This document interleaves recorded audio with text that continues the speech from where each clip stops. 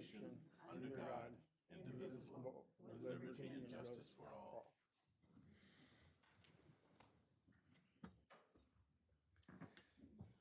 Okay, can I get a roll call, Deputy?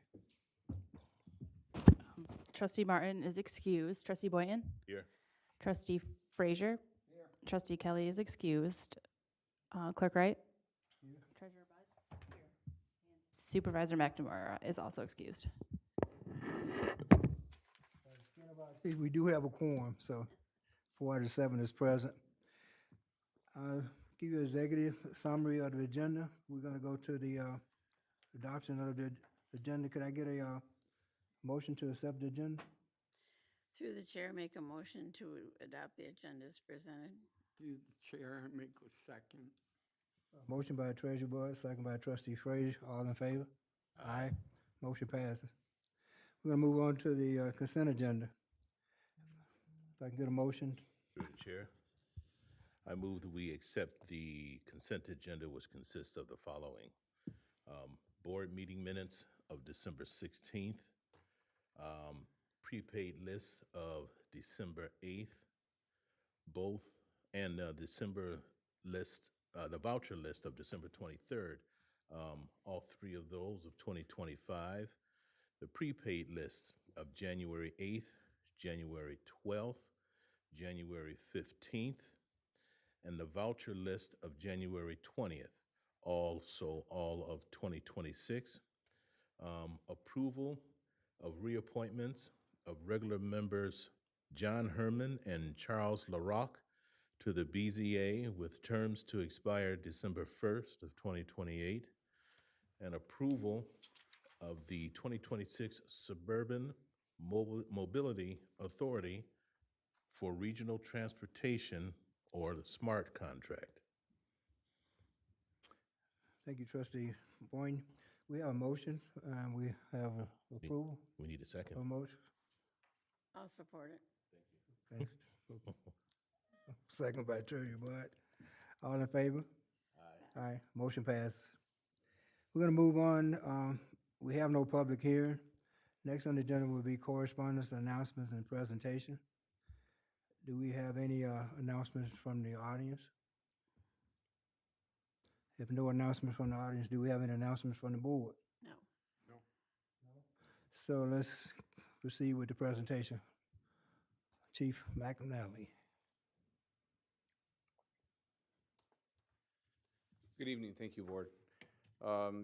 You all received an email from me last month about this, so this is not a surprise to you. But back on 12/27 December at 1:40 in the afternoon, we received a call from a bystander for fire on Belleville Road. Actually, it was black smoke coming out of the door. They were there fairly quickly and saw the smoke coming out of the door. I had arrived shortly thereafter and confirmed with the person, was everybody out? And they're like, no, there's someone inside. This all happened just as they were pulling out of the building. They haven't even left the building yet. This all happened so quickly. When they arrived, they were able to already be prepared, entered the home quickly, faster than the second truck was just pulling up as they arrived.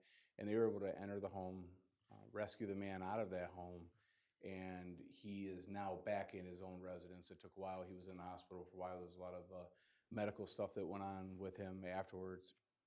In almost 35 years, we've lost several people over that time period.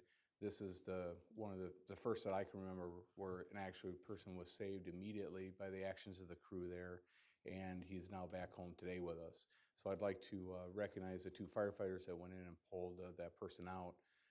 I don't want it to be forgotten either. The other 2 firefighters that were there, Firefighter Lentini and Firefighter Mariansky, they both had previous other engagements. They couldn't be here tonight. And really, it wouldn't have happened without the Van Buren Police Department as well. The officers that were there did an outstanding job. And if everybody hadn't worked together as quickly as they did, it wouldn't have turned out the way it did. So if I could have Firefighter Pierce and Firefighter Rachel Everett, please.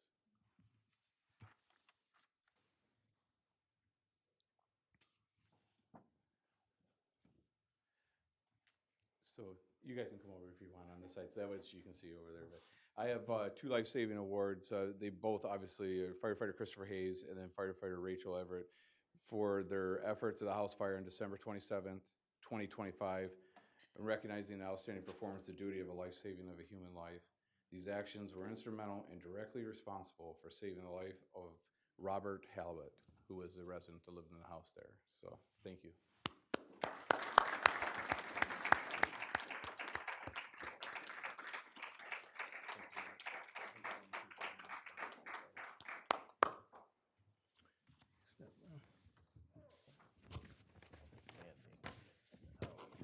Thank you so much. Thank you.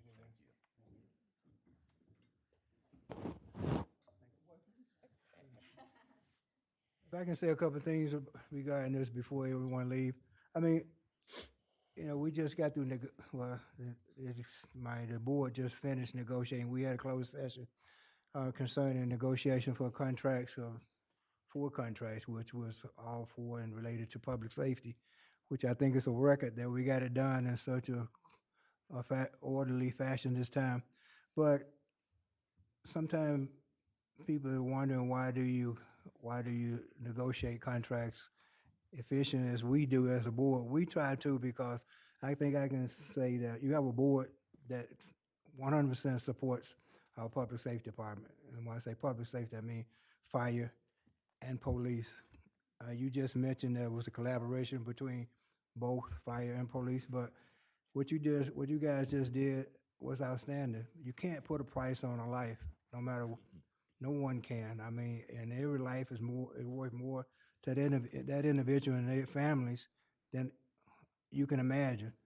To be able to have that person go back home and to his family and still be able to live a fruitful life, you can't put a price to that. So when we think about that and the training that we provide for you and the compensation that we pay you, we can't pay you enough, because this is what you do when you run into a fire. I'm running away from a fire. I know I'm not going to run into a fire. And like in police, I'm not running towards a gunshot. If I hear a gunshot, I'm trying to get as further away as possible. And you guys run towards gunshots. So we can't put a price to what you do. We just try to compensate you accordingly and just say thank you. That's outstanding. I forgot to mention that half of the department, literally half the department is back here in the back couple rows, the firefighters, and my deputy chief was back there as well. And I failed to bring him up here for that, and I apologize, especially since it's his birthday today. So, thank you. Thank you. All right, let's move on. So next we have we'll move on into new business. New business, we have three items on the agenda. I'm gonna go over those items. Why don't we take a minute? Let's clear out.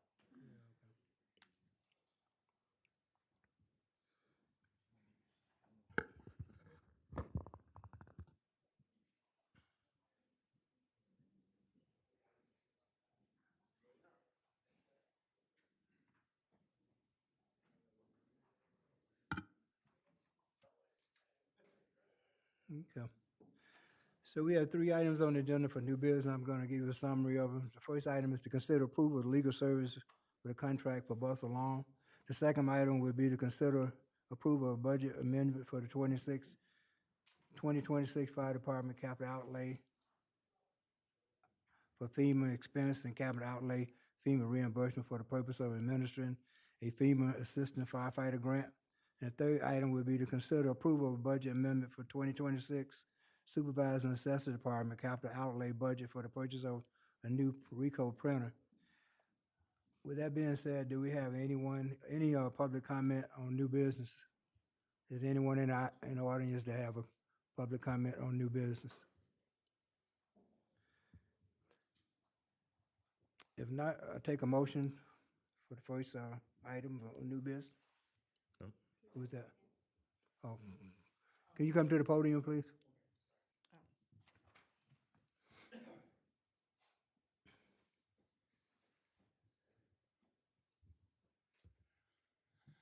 My name's Morris Little. I live in the Hagerty Sub. I was just curious, it was mentioned weeks back that about doing a moratorium against any more future A1 data centers.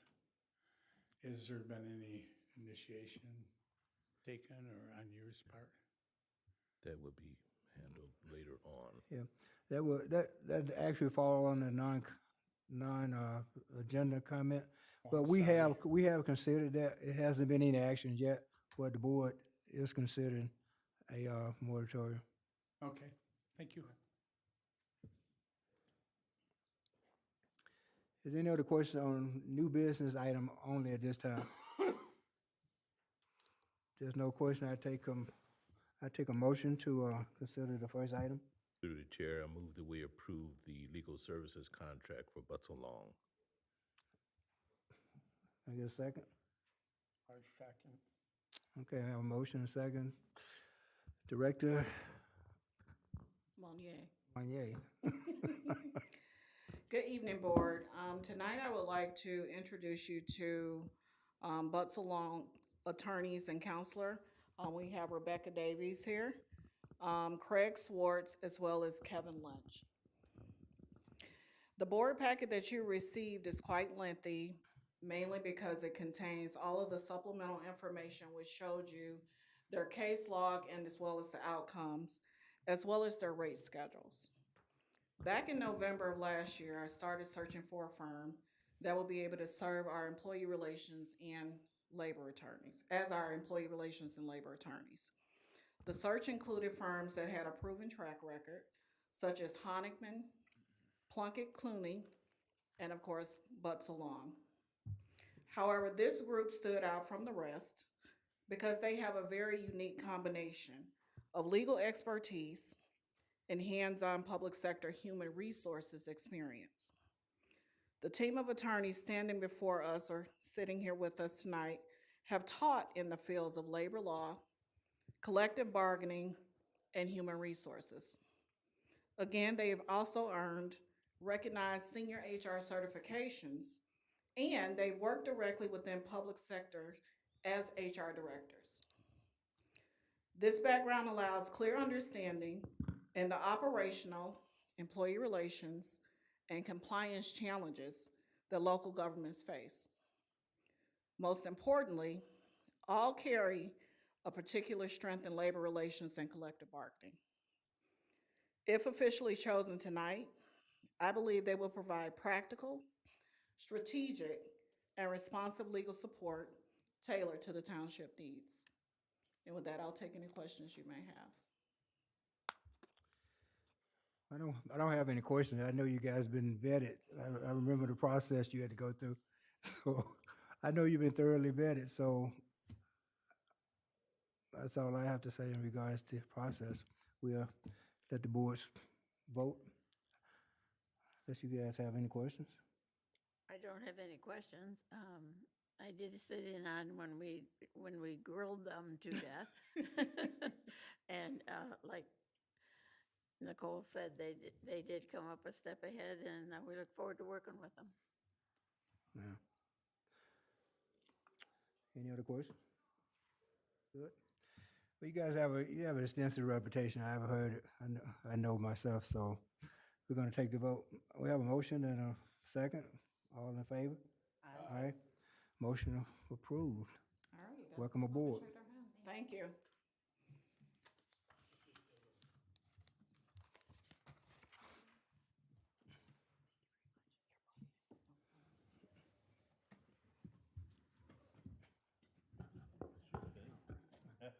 Welcome aboard.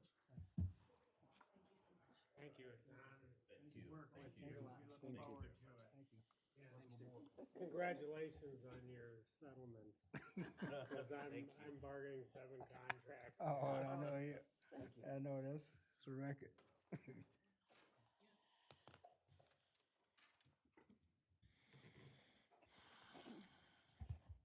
All right. Item number 2, consider the budget amendment. If I can get a motion?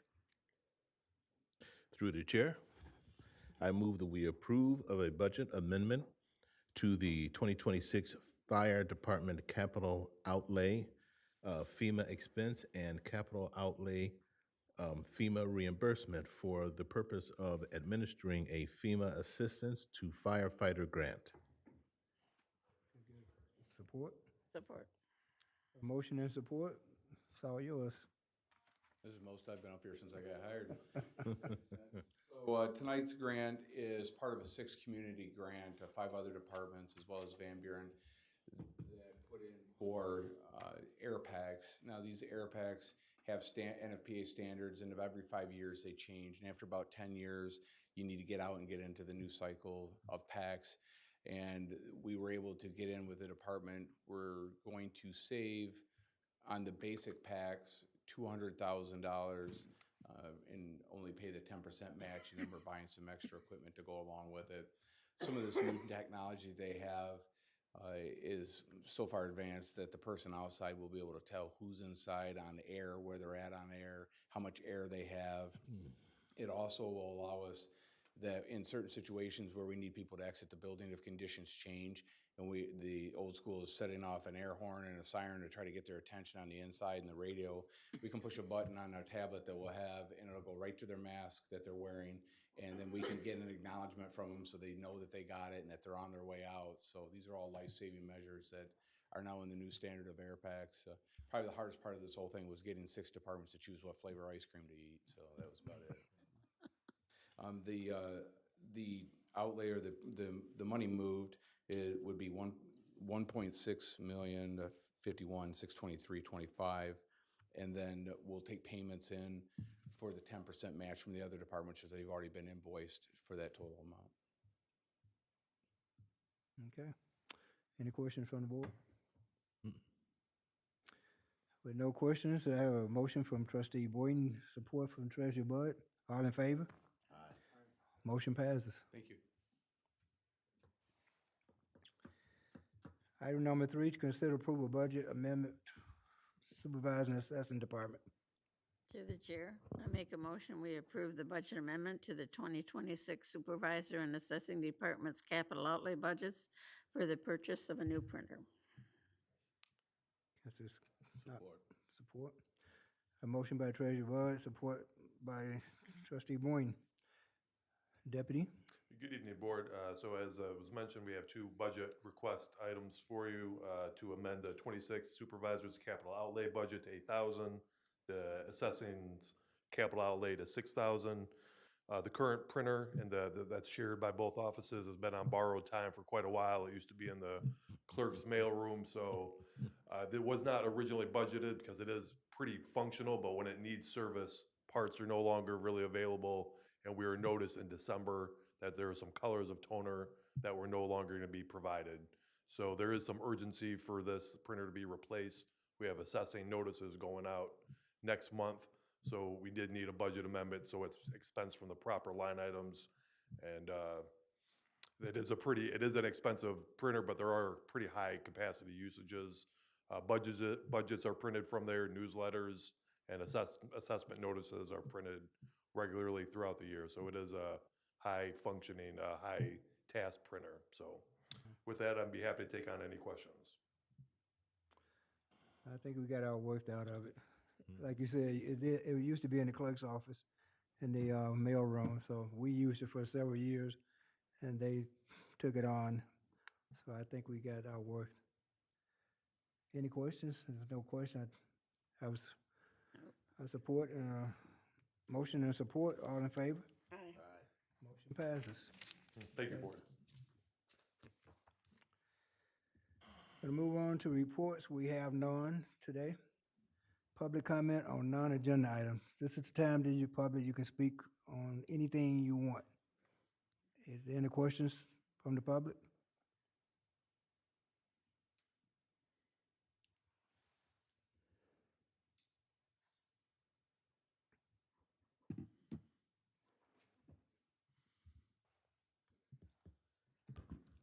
Hi, my name is Courtney, and I was here a couple weeks ago. I was in the Planning Commission meeting, and just want to echo the sentiments of what the man said earlier regarding the data center.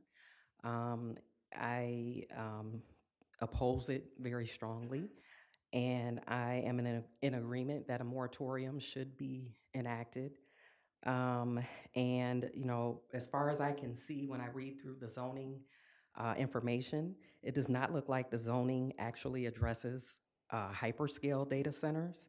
And it's clear that developers that are targeting Michigan understand that state legislation regarding the development and the use of AI, as well as the physical structure of a hyperscale data center, is lacking. And so they are expeditiously trying to take advantage of that, and in doing so, taking advantage of our municipalities. And so it would really be in the best interest of this community, not for you to enact a moratorium that actually includes Project Cannoli within that. I know you guys keep telling us that you can't include that, but I think that it is possible. I know you're concerned about lawsuits and things like that, but the community has spoken, and we want Project Cannoli included in the moratorium. So I'm asking you, I'm urging you to consider that when you make your decision. Thank you. Thank you. Anyone else in the audience with non-agenda public comment? Anyone from the board? If no other comment, I'll take a motion for adjournment. So moved. Motion for trustee Boyden. Second by trustee Frazier. It's non-debatable. We stand adjourned at 6:22.